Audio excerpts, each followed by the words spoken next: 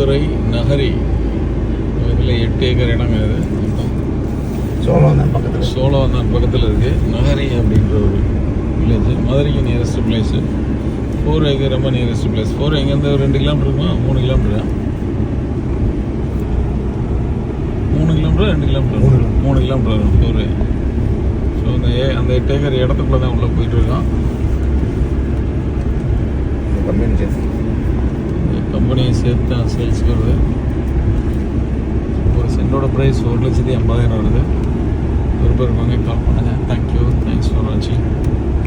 என் இனிய தமிழ் மக்களே, அமர் அவன் ஒரு ஸ்டுடியோ வச்சிருக்கான். உள்ள போனா அவ்வளவு கண்டென்ட் வச்சிருக்கான். ஷாக் ஆகிட்டேன். இங்க ஒரு உலகத்தை சிருஷ்டிட்டு இருக்கான். இப்ப நாம இங்க இருந்து சென்னைக்கு போனோம். நாங்கள் சென்னைக்கு வர்றோமோ இல்லையே, நாங்க சென்னை இங்க கொண்டாந்துட்டுங்கிற மாதிரி ஒரு உலகத்தை சிருஷ்டி.